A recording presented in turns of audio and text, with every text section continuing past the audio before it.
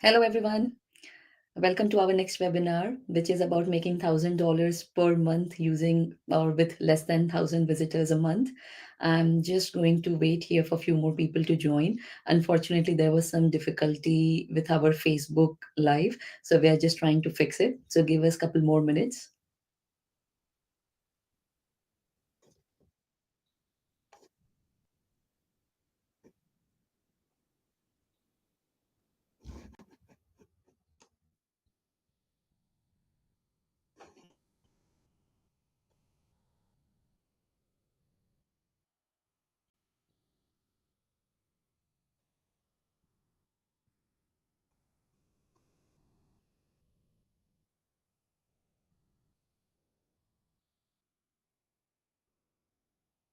I can see more people joining here, so I'm just going to give another minute.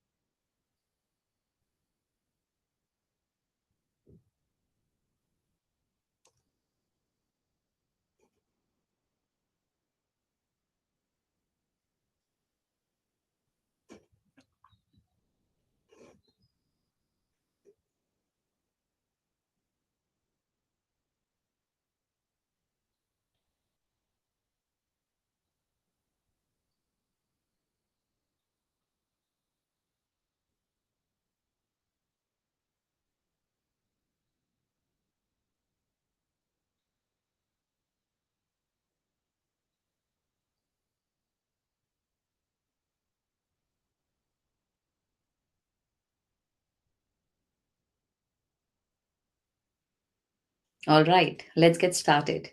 So, thank you everyone for joining me today. I'm Sonu, co founder of Shopper.com. And today, the webinar topic is how to make $1,000 with 1,000 visitors a month. And this is a topic that a lot of people had requested us. A lot of people were asking us how they can optimize their affiliate income, how they could get started with their affiliate marketing journey. And so, we are here talking about how to make $1,000 with 1,000 visitors a month. So I'm just going to start sharing a presentation.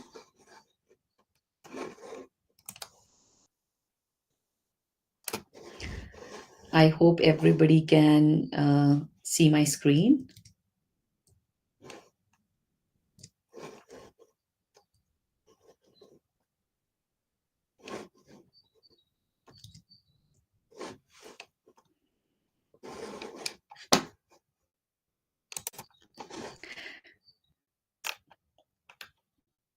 So often, we've been receiving a lot of requests from the people that they are not sure how many minimum visitors or subscribers or followers a month they would need in order to become successful in affiliate marketing. Often people come to us saying that yes, they have read somewhere on the internet that the conversion is anywhere from 0.1% to 2%. And we think it is true in most of the cases, in a lot of the cases, but it's not entirely true because it really depends on various factors. A lot of the affiliate marketers, as a result, get really disheartened or demotivated, thinking that they have only 10,000 visitors or only 500 visitors, or they have only 1,000 subscribers on YouTube, so they may not really make it big. But one thing that I can tell you, that the affiliate marketers who are making hundreds of thousands of dollars online do not necessarily have 10 million, 20 million, or 30 million subscribers on YouTube, or 30, 40 million visitors a month on their website. It is a lot to do with different things. It's got to do with your quality of traffic. It's got to do with the quality of your content, and it's got to do with the maximizing your earnings, because a lot of the time we as affiliate marketers focus only on promoting products. We do try to use as many channels as possible for promoting our content, and but we don't really focus on the quality of our traffic. And when I talk about quality of traffic in affiliate marketing, I'm talking about the purchase intent, about which I will cover little like in a couple minutes. And then I'm going to talk about like maximizing the conversions, what you can do. So once you bring the quality traffic to your website or to your channel, what you can do to optimize your conversions and maximize them, and then in result maximizing your earnings as well. So these are the three things I will be covering today to ensure or to give you tips and tricks of earning $1,000 with less than 1,000 visitors a month. So, first things first, not all traffic is equal. And like I was talking about in the previous slide, that the quality of traffic matters a lot. In affiliate marketing, when we talk about the traffic, we are talking about the purchase intent of the users.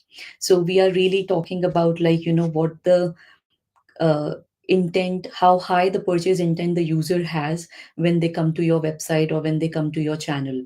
Because a lot of the times, like, people promote on these different channels, where like affiliate marketers may put a lot of content on Facebook, and they will be promoting it among their friends and family. Or they may actually have a very high follower Instagram account, where they will be just posting repeatedly. They may use the Insta stories, and they may use the static posts. They may also participate in different forums. They may participate, like, reply to certain questions. They may raise certain questions. Quora is one of the communities where we have seen a lot of affiliate marketers are quite active. Then they also use the personalized emails, where they will be emailing their contacts, and they will be really talking about the different products. But one thing we've realized, that these channels are really good, and I'm not saying that there won't be any conversions at all from these channels. There will some conversions still be coming through, but they are not optimized. So if you say that as an affiliate marketer, you have 24 hours in a day and you want to focus your energy on the channels that will give you the maximum results, then I wouldn't say that these channels are going to give you the maximum results. Because on these channels, people don't generally hang out because they want to buy something.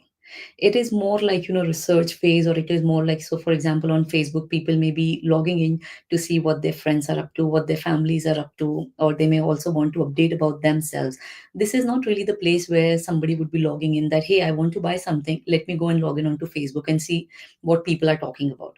That may really not be the first step or the first go to channel you would have in mind when you want to buy something. And this is where I feel that if you are targeting at the wrong audience, who may not have that purchase intent, then even if you have millions of like friends, or even if you have like thousands of subscribers or thousands of friends on Facebook, it may not yield the results. If you have millions of followers on Insta, it may not really yield the results, because the target audience is different and they may not really have the purchase intent. I know I'm using the word purchase intent here quite a lot. So let's see what is meant by purchase intent. And in affiliate marketing, purchase intent is the thing. Because if you're focusing at the right audience, then you may not really need millions of people to make you rich or to get you the earnings that you're looking for. So the buying intent also, it is classified into three different types. So first one is like the informational buying intent. Informational content is something like, where people have certain types of queries, where they may actually see like what is the best way to get something, or they might be looking into some guides, or they may be looking for the tutorials. They might be looking for, like, the B2B marketing strategies. What are the best B2B marketing strategies? So in this particular type of query, people have the purchase intent, but it may not be as high. And then we have the navigational queries are pretty much like, very the generic ones, where users may actually just search for the brand. So they may say like shopper blogs, or they may say like Apple privacy policy, or they may search for Nike returns policy, or Nike like affiliate program, or something like that. So in the navigational one, people don't really have that purchase intent. So if you're creating the content that is very much navigational in nature, then you may not be in luck. Because even if you have millions of visitors, one or two or 10 may convert, but it won't really give you the best conversion. But the most conversion we have seen, which is also underutilized, is actually the transactional and the commercial queries. Because this is the type of query that users will have. So, for example, if they want to buy something, they may say, like, they may search for the coupon codes. That's one of the quite high converting keyword. Or they may also search for, like, the best running shoes for road runners, or they may search for best running shoes for overpronators. And whenever you have content that can address these type of very specific queries, which are very commercial or transactional in nature, then you are in luck, because then you will have lots and lots of conversions coming through your way. And often, like, we have seen the affiliate marketers, or particularly the YouTubers, they tend to focus more on these informational and navigational queries. They don't really always have the commercial and transactional content when they create the YouTube videos. And this is where we feel that one of the biggest opportunities lie for the affiliate marketers, where you can focus a lot on these commercial and transactional queries. If you can create a content that can address some of these pressing issues of the users who are very much at the end of the funnel to make a purchase, it is always going to be like the most use or the best use of your time, effort, and energy. So let's see, like now when we know that purchase intent differs for different types of users, and not everybody would be coming to your blog or your channel with the same purchase intent, then you can actually target your traffic. So you could create the content that will actually address some of the high pressing issues of the people with very high purchase intent. So for example, if you talk about the best running shoes, or you are talking giving a review about the running shoes, or you are doing some comparison table that this is from Nike, or this is from Skechers, or this is from like Asics. And then you are also talking about the coupon codes if you are buying from, let's say, Macy's or Walmart. Then these are some of the queries. If the people search and land on your website or your channel, you know that they have very high purchase intent. And by adding these keywords to your content, you can curate a more uh, high purchase intent targeted audience. Then you would not be really coming across the audience that will not have as high a purchase intent, but still they are visiting. So even if you have 1,000 visitors a month on your website with such query results, your chances of earning $1,000 are way higher, because here the audience is quite targeted. The traffic knows what they're searching for, and you're exactly addressing the query which is towards the end of the funnel. And that is where we should always focus on, because that is where most of the people are going to convert. Then there we have like the informational content also, like the keywords, where you can find like what is the best way to buy this thing, or what is the best way to find this thing, or there is a guide for running without injuries, or the tutorials on running 10K or half marathon.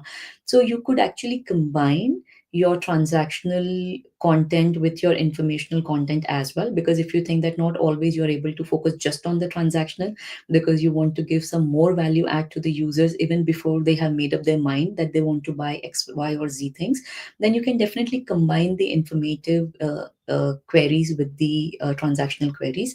But focusing on the navigational queries, which will tend to do pretty generic with the brand, may not really be the best use of your time and energy and your creativity as well. Like, so at Shopper, we always recommend our users that we should be focusing a lot on the purchase with high purchase intent. Sorry, I'm just getting some comments that I'm not changing the slides. Others are not able to see my slides. Just give me a second. Let me see.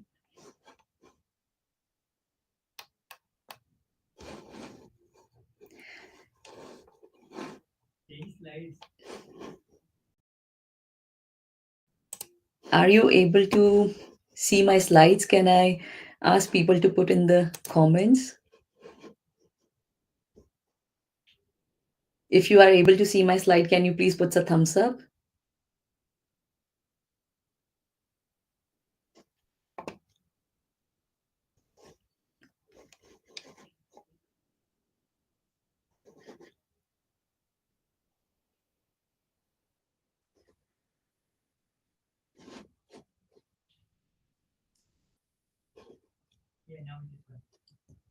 Okay, so I think you should be able to see my slides.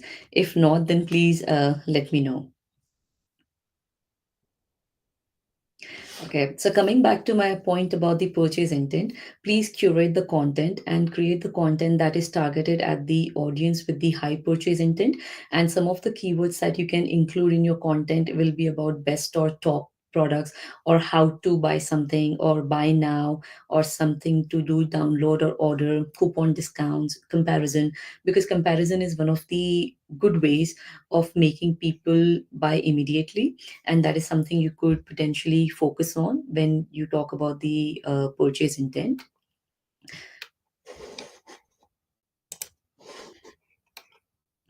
Now that we already know that what channels are not really good for conversions, and we also know that we should focus on the traffic that has the high purchase intent, let's understand what are the channels that can actually get you high traffic with high purchase intent.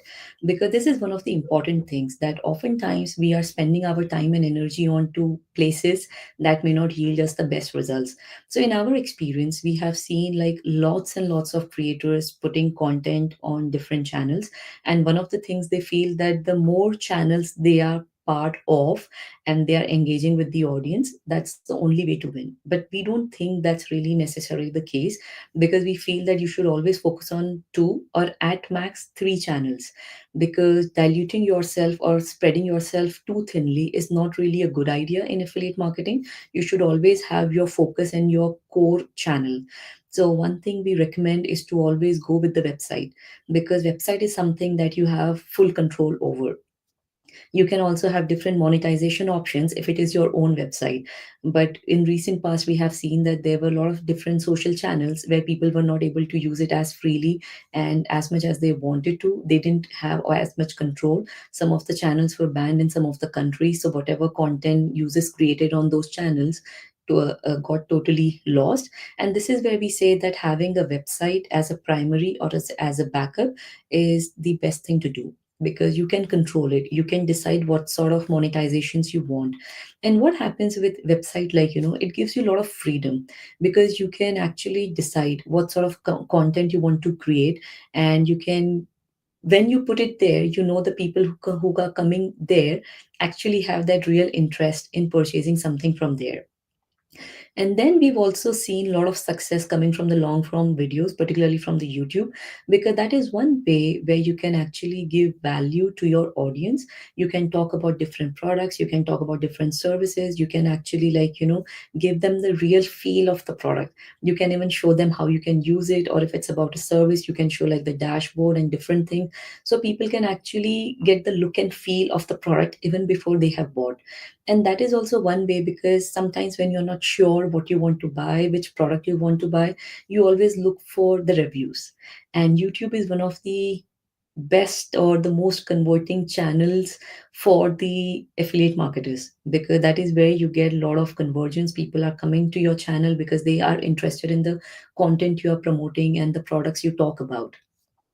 Then recently, like in the last couple years or so, I would say that we've also started seeing a lot of success with the short form videos as well. And these are the three different activities we would say that as an affiliate marketer you should focus your energy on. Doing anything extra is good, but if you want to focus and you want to optimize your efforts, then these are the three things that you should consider. And now when we know that what is the importance of having the targeted or quality traffic, and how we can actually bring them onto our website, and what are the channels where we should be bringing them, let's learn more about the art and science of conversion. Because it's good to bring a lot of traffic to your website, but if you're not able to convert them, then it's like, you're just wasting that opportunity of monetizing. So one of the things, like, that we have seen with the successful affiliate marketers is that they always find niches that have like higher commissions, because there are a lot of marketers, like thousands and thousands of them, who are focusing on anything and everything. So they can pick up any product and they will just start talking about it. And they may have some conversions, but it may not be the maximum ones, because it could be the product value itself is $5. So unless and until you are selling thousands of those pieces, you're not going to make as much commission. Then some people, they will focus only on the high value product that may cost like 10,000, 5,000, or $2,000. But in those cases, unless and until you have few conversions going through, you may not really be able to make that much money. So what we say that you can actually find the niches that have the higher commission. So you can pick up like your target audience and you can decide whether you want to focus on the low value product or you want to focus on the high value product.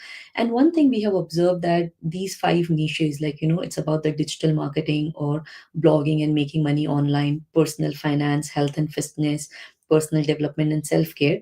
These are the niches that whatever niche you are in, you can still incorporate them. So there is always something for everyone. So for example, if you are a photographer and you are selling your photography equipments, then you can also add certain digital marketing into it, or you could add certain presets. You could talk about like the insurance for the photography equipments as well as for you as a photographer. So there are always different ways where you can use one of these niches or few of these niches to couple with your actual niche, so that way you are diversifying your income, and at the same time some of these niches pay a lot of money. And these are some of the brands that pay quite high commission. And here I'm just talking about like few brands that are mostly into the digital marketing. They have the digital products, because I thought that is something like I can just give you an example of. So, for example, if you are a blogger who talks about how to build the e-commerce websites, then alongside promoting Shopify for as an e-commerce platform, you could also promote Fiverr, because then you could say that if you want to go for website designing, or you want to do your logo designing, or like you want to get your landing page done, you could use the cheaper talent from Fiverr. And you could also talk about HostGator, where you can say like these are the hosting services you could use. So you don't have to always just focus on one service or a product that you are selling, because that is good. You should continue doing it, but you can couple it with all the other auxiliary services as well. And by doing so, you might be appealing to a larger set of audience as well. And that is some, so for example, if you, in this particular example, if you were talking about Fiverr, then Fiverr, you can get talent not only for building websites. It is for anybody who wants any work done digitally can actually use Fiverr.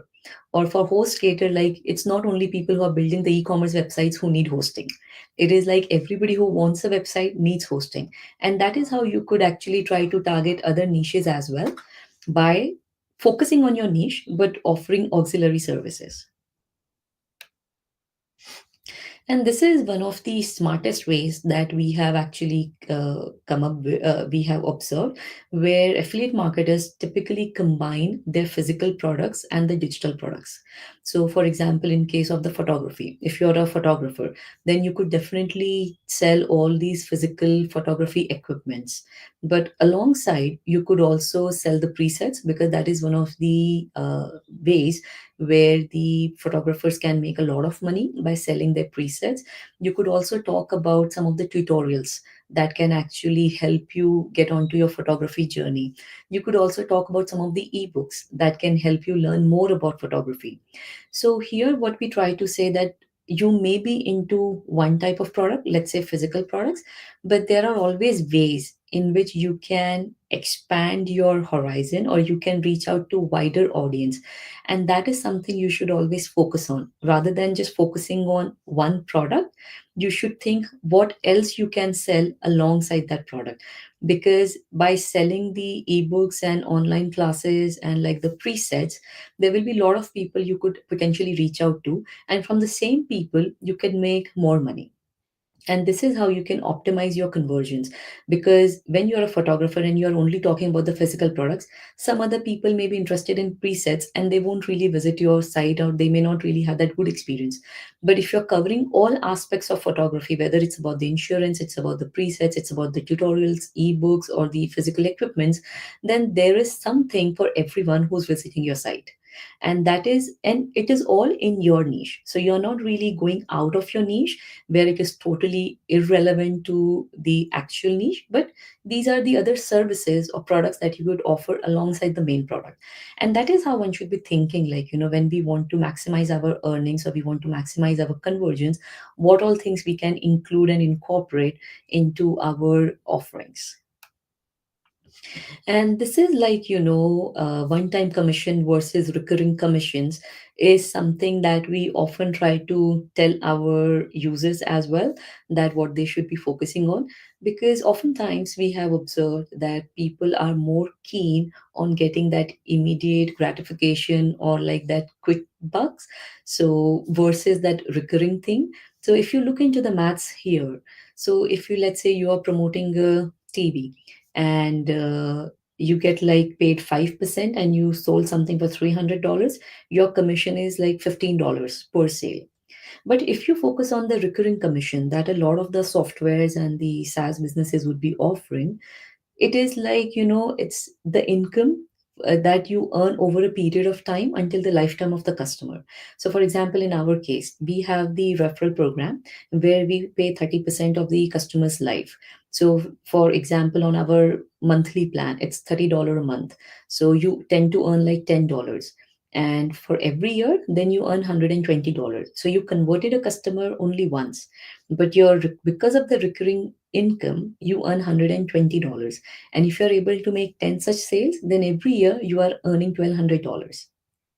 And this is where we say that when you want to maximize your conversions and earnings, you should always focus on which part you want to focus more on. Is it like you just want to focus on one time commissions, or you want to go for something that can give you recurring commission over a period of time?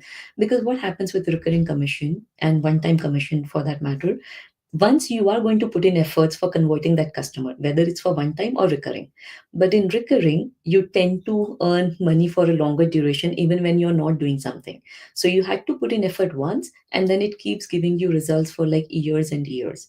And that is where we say that when you want to maximize your earning, you should build these type of pillars and foundations into your revenue stream so that you can have ongoing income from the same conversion that you had. And this brings like me to talk about the third point of maximizing our earnings, because what we have seen that now when you know that you should focus on quality traffic, you may probably do that. You may build a very good website with include all the keywords that will bring people who have higher purchase intent. Then you will also use all the tricks for optimizing your conversions. But a lot of the time, people have opportunities to make money with what they have, but they still leave money on the table. They don't really make the most of what resources and what creativity and content they have. And this is the part where I'm going to spend some more time as well, because I think this is an important one.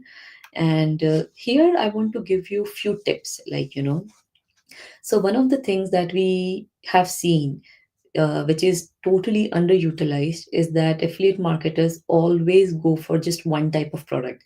And that was something I was talking about in my previous slide also when it came to conversion. We should always focus on products that probably everyone needs. And it could be like, let me give an example. So let's say you are a blogger and you write about the dog food. So when you're writing about dog food, you're naturally going to include some of the dog toys as well. But how about you could actually talk about pet insurance, or you could also talk about the pet credit card? Because what happens if you include these two streams as well, then pet insurance can be appealing to anyone who owns a pet and not just the dog owners. The pet credit card is going to be appealing to anyone who's got the pet, and not you are restricting yourself just to the dog owners. And this is where we say that you should always try to include products that a lot of people may need. So you are here, your bigger niche here is still the pets. You may have your sub niche or your core niche as the dogs. So you can focus a lot on the dog related accessories, food, and their grooming and everything. But then you can also start promoting products that may be interested to anyone who owns a pet. So that way, instead of targeting just 1 million users who may own a dog in certain country, you might probably be targeting at 10 million users who may all own a pet.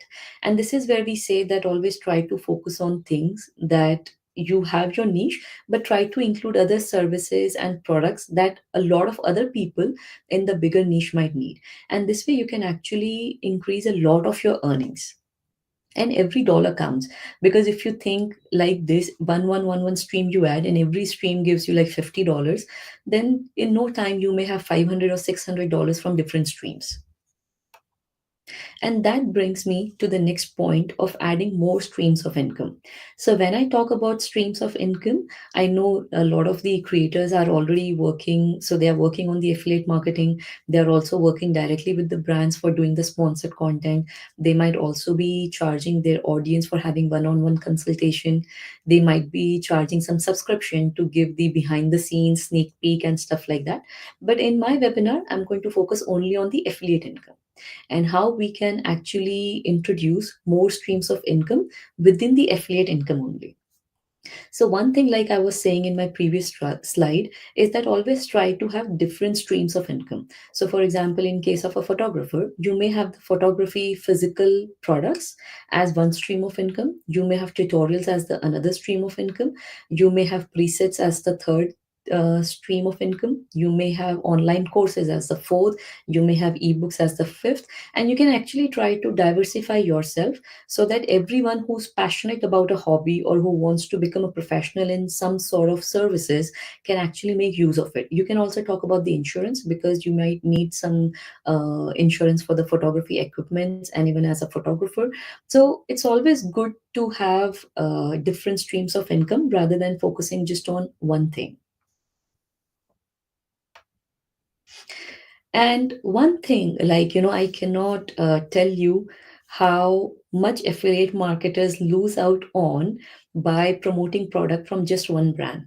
Because often we have seen that affiliate marketers tend to go with just one brand. So if it is a product available on Walmart, eBay, Amazon, and Macy's, they may just put Amazon link. Or they may only put the eBay link, thinking that everybody will just have the Amazon account or eBay account and everybody will just buy from there, but that's really not true.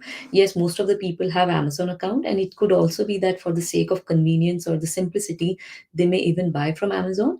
But most of the dollars are lost because people or the affiliate marketers are not promoting the same product from different brands.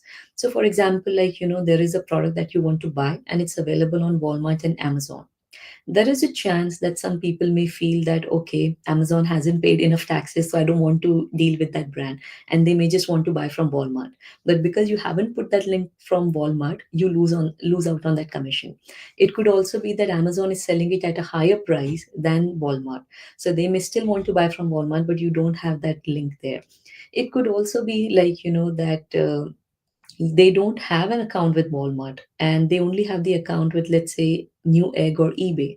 So if you're not putting these different options there, people won't be able to pick and choose. And if you're able to display the price alongside, then that's like the thing, because then users don't have to navigate to different places to see which store is selling the cheapest. So it's not a good idea to confuse users with lots of options. So I won't say that put like 15 or 20 stores there who are all probably selling the same product, but picking 3 to 5 is always the best practice, where you should give them the option that if they don't like one store, or the product is not available in one store, or it went out of stock, then they have the option for the second one. So it's always making the lives of your audience easier and simpler so that the conversions can be faster and your earnings can be maximized.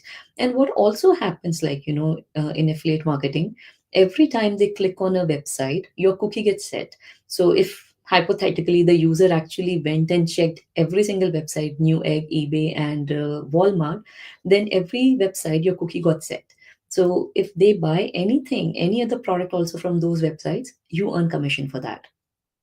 And these are little things, but every little helps. And that is what we at Shopper really focus on. Then the next tip for maximizing the earnings is about using product displays. This is one of the most effective ways of conversions, but this is one of the most underutilized techniques of conversion, is what I would say. Because there are like millions of examples we have seen where people simply use the product link. So in the first example, you can see where the person has just put the buy V protein starter pack, like the link they have only put. And in the second example, the person actually put the product picture, and it has the price, and it has like the image, and that buy now button, like the call to action is also there. Just making this simple change has resulted in 20% higher conversions for the affiliate marketer. Now it's quite obvious, because when you look at both the examples, you can see the difference. In the first one, it's not visual. And nowadays, in this particular time and era, when people are short of time, they want to see something visual. They want to see something quick. They want all the information readily available in front of their eyes. They don't want to really just click on a link and then go through all the product information or the technical descriptions or anything. They want to see something quick so that they can make the decision there and then itself. So here in this particular product display, the blogger is also writing that this is the best pick. So the audience doesn't have to think that if there is any other whey protein or the starter pack the blogger is recommending. The blogger is also making like the product very clear. It's quite highlighted. The product price is there, and there is also the affiliate disclaimer there that if you buy anything from here, the person will earn commission. So it is quite transparent. It is quite like just out there, very much like salesy, where you are encouraging the user to just buy from here. And that is one of the reasons why this person got 20% more conversions by just changing the product displays. And this is also a very simple thing. It's not something that you have to take a lot of efforts in creating that sort of product display. It's just that a lot of the time as affiliate marketers, because we are inundated with so much information, we have to curate content, and then we have to also think of like monetizing that content. We often overlook some of these little things. And this is also like, the comparison tables is one of the things that we have seen where which differentiates the successful affiliate marketers with not so successful affiliate marketers. Because if you think about whenever you want to buy something, you also always want to see what are the competing products. And if there is a way someone can actually just represent to you in a very like easy to read format, then that is something you're always looking for. So here in this particular example, we have the Samsung Galaxy Watch 5, we have the Pro, and we also have the Google Pixel. So that way you can actually compare between two, three, four competing products. So again, here giving like 15, 20 competing products is not a good idea, because we don't want our audience to get confused, and we don't want to give them too many options where then eventually they don't pick any. Giving limited options is always the good thing, and as a best practice, giving 3 to 5 options or the comparing 3 to 5 products is always the best thing. So nothing more, nothing less. And that is where we say that use comparison tables quite wisely, because here you can put a lot of information in a condensed form, and the audience can immediately make a decision. So here also you can see that you are talking a little bit about the watch, like what are the key features. Then you can also talk about like the buying options that you can buy from these different stores at whatever cost. And this is where the person can actually make the decision. So you can either have it like vertical, where side by side you make the comparison, or some people and some type of products you can also have it like horizontal, one below the other. But whatever comparison tables you choose, please always ensure that you make it clear that which is the best one out, because it shouldn't happen that the person gets confused and the person doesn't know which is the best one or which is the one you are recommending, and then they won't really then make the purchase. So please use the comparison tables and ensure that you always make it clear which is the best one out according to you. And this is really the last tip from me, where we highly encourage the affiliate marketers to manage and maintain their affiliate links, because we all know 70 to 80% of the affiliate links will break at some point. And when they break, nobody probably will know. And then unless and until someone lets you know that your affiliate link has broken, you may not even realize that your affiliate link has broken.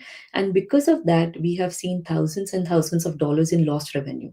It is because many a times the affiliate marketers doesn't even know, affiliate marketers don't even know that their links have broken.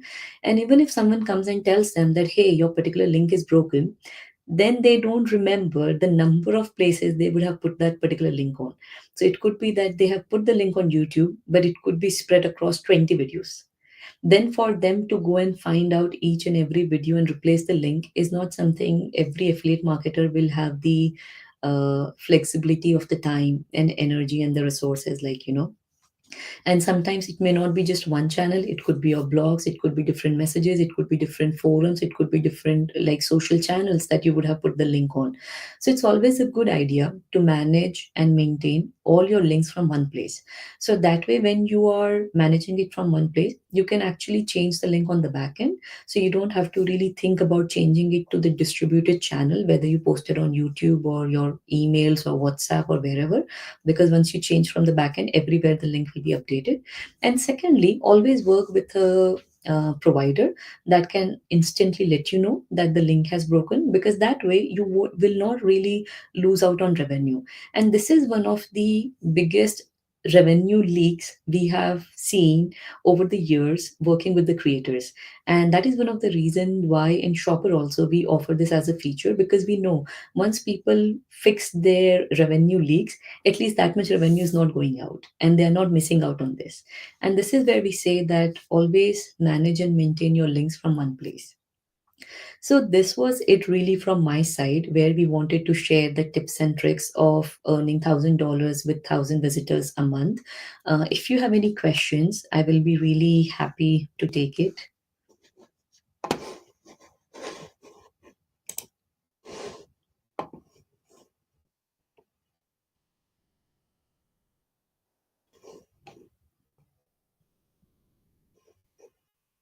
Okay, so we have a first question here, which is about if we provide the comparison tables at Shopper.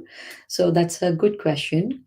Yet we are not providing the comparison tables on Shopper, but this is something in pipeline.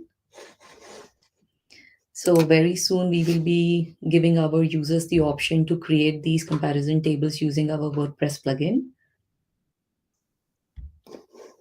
Another question is about our WordPress plugin. Yes, so we have released a new version of our WordPress plugin earlier this month, and we have included quite a few new features as well. So it will be great if you can please check it out and let us know what you think about them. Another question is about the transactional queries.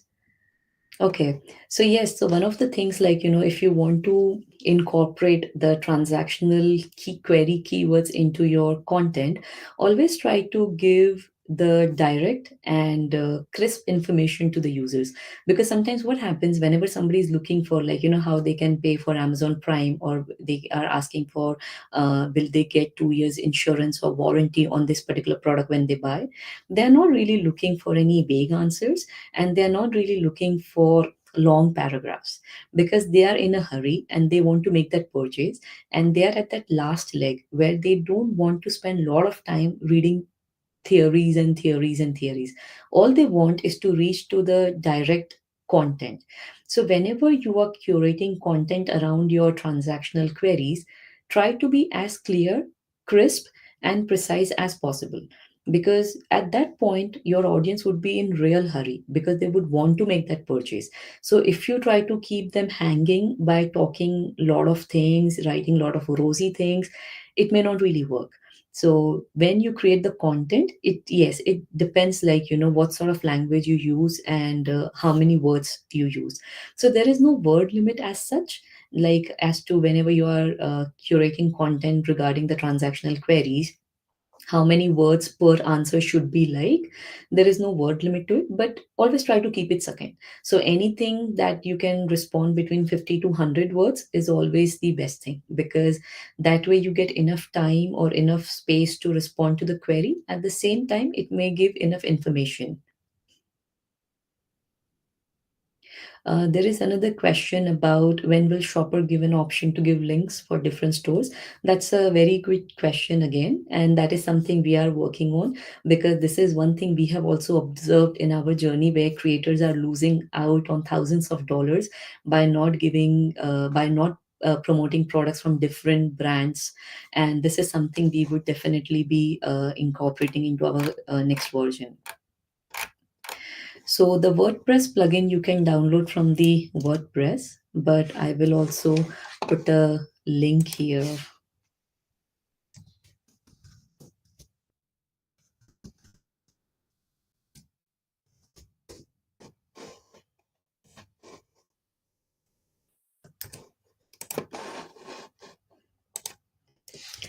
So you can download the WordPress plugin from here.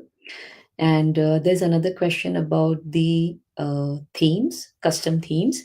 Yes, you are right. Like, we should be giving more authority or more flexibility for you users to customize the entire look and feel of your shopper store. But the way we are going about is that we are working with thousands and thousands of creators and bloggers and affiliate marketers, and there are certain themes that work really well for affiliate marketers. So for example, quite recently we had introduced or launched a theme that is targeted and dedicated for affiliate marketers, because that is one of the themes that converts the most. And initially we had the plan where we wanted to just open up the system and let anyone and everyone design their own store. But then we realized if we try to do that, the beginners and affiliate marketers at the initial stages may not be able to make the most of it. So we still have that in the pipeline where we will at some point give the full customization option to you, where you can design your own stores. But up until that point, we will try to release new themes at every regular intervals so that you can make use of our best practices as well. There is a question about the Chrome extension. So yes, we do have a Chrome extension, and using that extension, you can actually upload products and it will become super easy. So I will just put the link of that also here.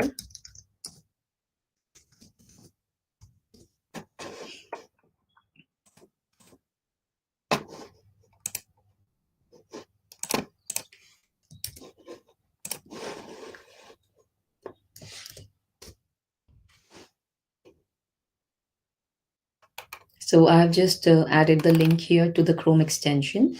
Then we have a query on the roadmap. Yes, and you can also add some of the ideas to that roadmap. I will also just put the link here. This is a very interesting thing, and thank you for bringing it.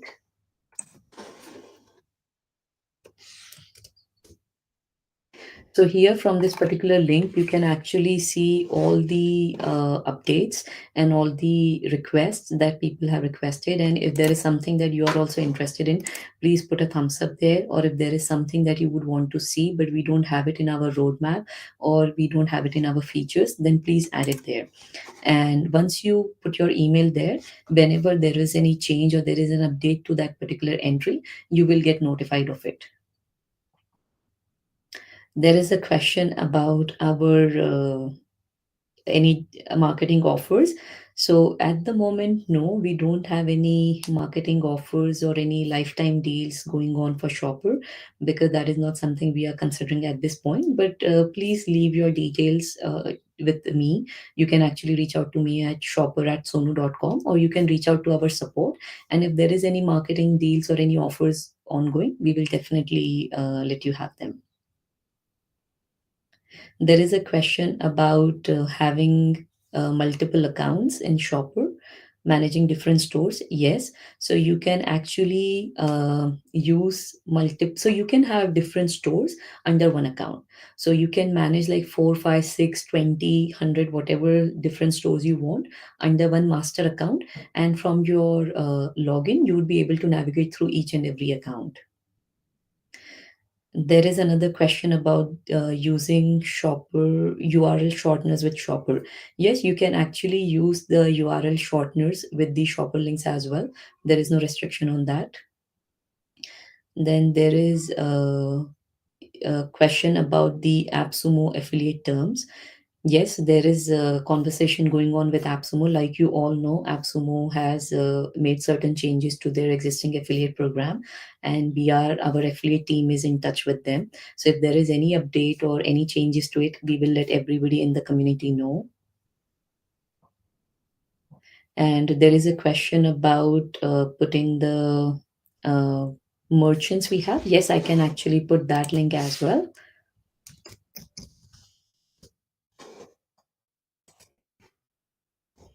So I'll just So this is our partnerships page. Here you can see that we are partnering with more than 25,000 retailers across the world. So if you want, you can actually do a filter based on the country, or you could actually do the filter based on the category. Or you could also do like the alphabetical order. And there you would be able to know the terms and conditions from each merchant. And if there are any merchants that you would want us to partner with and we don't have them in the list, then please reach out to us, and our partnerships team will get in touch with the brand and have them on board. There is a question about our link break system. Yeah, so how the link break system at Shopper works is that, like, every time an affiliate link breaks, we will instantly notify you that your so and so product link has broken, go and fix it. And from the dashboard itself, you can actually either replace the product or you can edit that link. And then it will get automatically updated to all the different places you would have distributed. So you don't have to manually go and change on different places or blogs or channels. So that way it becomes very easy for you to manage and maintain all your affiliate links. There is a question around the geolocalization. So this is an interesting question where geolocalization is definitely something we would want to achieve at some point, and we are already doing it for Amazon. So what happens with Amazon? We provide the geolocalization. So for example, you may have put your affiliate link for Amazon.com, but if there is a user who's visiting your link from Amazon UK, I mean from UK, then we will direct that user to Amazon UK store. So that way you earn commission from both your visitors from UK as well as US. And we always recommend our users that you should add Amazon affiliate links for like your affiliate ID for at least like US, UK, and if you have audience from like India, you could do that. If you have audience from Spain, maybe there. And this is one of the ways where you can use Amazon geolocalization. So for other stores at the moment we don't have the option because different stores have different URL structure and everything, but this is something our team is also looking into, if there is a way we could provide for some of the international stores like Marks and Spencers and like Best Buy and all. So if there is a possibility, we will definitely include it. There is a question around our pricing and locking the price. So, like you can see on our website, we provide two options where you can have either the monthly plan or you can pay annually. So, at the moment, we are not having any price locking mechanism because we don't at the moment even foresee our prices to go up. We try to keep it at this level or at this particular price point where we think that it will be easier and simpler for our users to pay for and make most out of it. So that way it will be a win-win situation where you also get the most out of it and we also don't charge you as much, but at the same time it helps us sustain the company. But if there is any specific requirement, then please let us know, we'll be very happy to consider.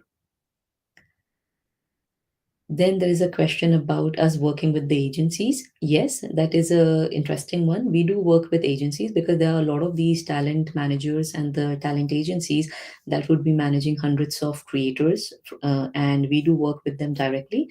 And we have a special plan where the agencies can actually manage all their hundreds or tens of creators under one account. And at the same time, every account manager will have the access as well. So in future, when the account managers change, you can change that access.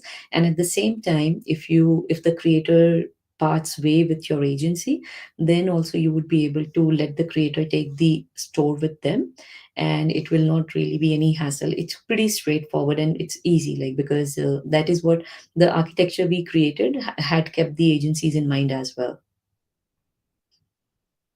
So there is a question about the top 10 earning platforms on Shopper. So it is going to be very difficult for me to tell you like which are the top 10 stores that makes the most revenue on Shopper platform, because you can appreciate that we are working with thousands of creators and we are also working from different countries. So it is going to be quite different, because what happens in some of the cases, like the because of the currency conversion, the amount may not look that big, but the number of transactions that go through are quite high. So it really depends on the country focus that you have. So if you tell me that what are the top 10 converting stores from US, then maybe yes. From UK, yes. These are the type of things we could definitely say. But one of the slides that I covered did mention the brands that pay the highest commissions. And that is where I thought that all our users and all the attendees can actually benefit from. Because if you start promoting products from these brands, then it will definitely give you quite good commission percentage and the returns for your efforts. There is a question around using single account for multiple niches. So it's an interesting one, like, so generally we don't encourage using one store for multiple niches, because yes, you can create different collections. So like you can create a collection for pet food, you can create a collection for hiking, you can create a collection for like jogging or running. So that way, yes, you can focus on different niches and you can create different collections for that matter. But that is not the best way, because generally when people, so for example, if you've got different niches, you are into photography as one of the niches. So when people from photography niche are actually visiting your store, they expect to see everything related to photography.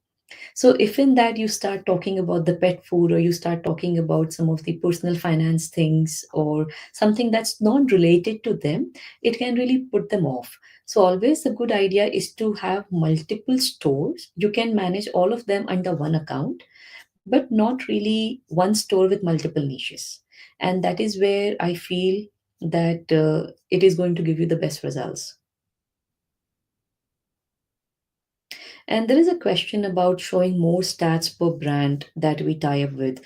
So it will be great if you can please elaborate on that, because we try to talk about the commission percentage that you can earn from that particular brand and what that brand is all about. But what is the type of stats that you would want to see? And then I can definitely check with my partnerships team that is that something we can get from the brand directly. So generally, whatever stats the affiliate networks show is the stats we also show for every brand. But if there is anything in particular or specifically that you would like to know, then please let us know and we are happy to consider. And we are also working on adding more information about the brands.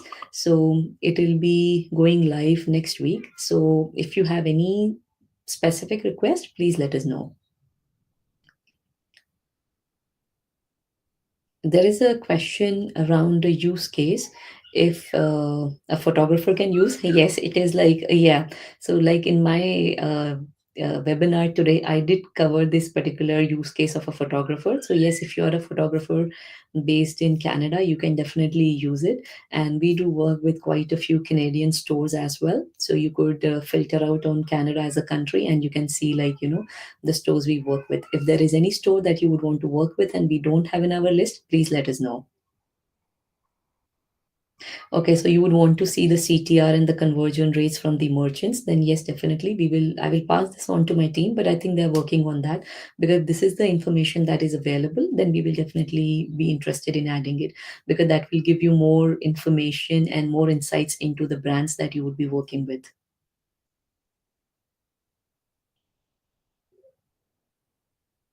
So there is a question about improving our search feature. Yes, we have certain plans on improving the partnerships page, but if you have any specific request or if you have any particular thing in mind, then please either write to us or you can actually add it on our feature request page, because that way our team would be able to prioritize and they would be able to put it in front of our community, who can say whether this particular feature is important to them and how important. So then when we are planning our next sprint cycle, we will know what features we should prioritize. So it will be really great if you can please write what it would be like, that you would want to see on the partnerships page.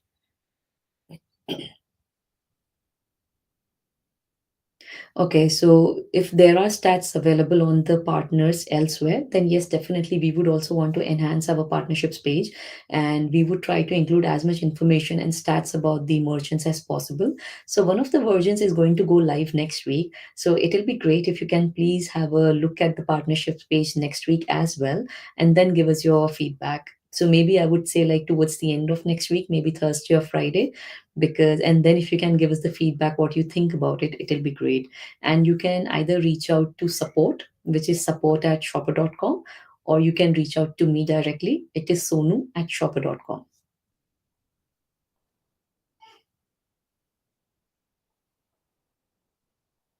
I don't. Okay, there is one question about we had a discover type section where we could.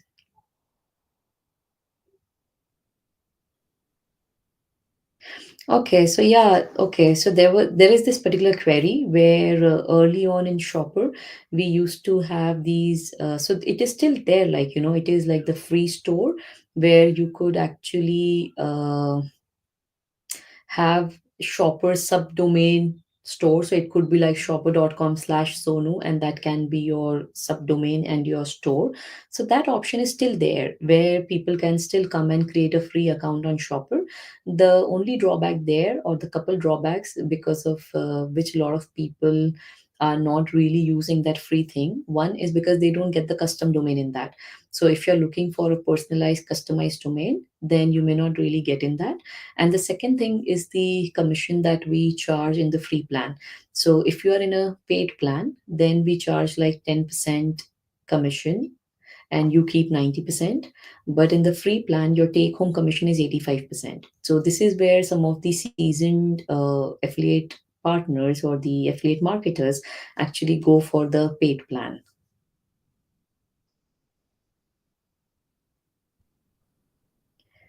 So at the moment, we don't. So this question is again around the pricing, and I think this is the last one so far. So yes, we don't have any definite ideas whether we are going to increase the pricing, because we don't foresee it happening in near future anyways, because this is how the SaaS companies are, where we roll out the product, we let the users decide, and we actually keep it at low price point, because then we want more people to use it. We want to improve a lot of people's lives and make a valuable and meaningful difference in their lives. So no, I think the price point will stay like this for next few years at least. Okay, I'll take the last question, which is about our future, if we are planning to incorporate uh, product selling. Okay, so that's a very good question.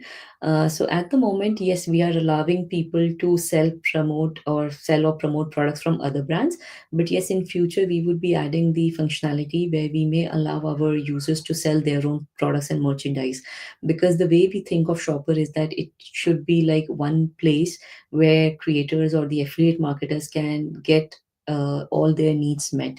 So we don't want our affiliate marketers to actually go to different platforms for different things. We want to provide different tools and platforms within Shopper only, like the functionalities within Shopper.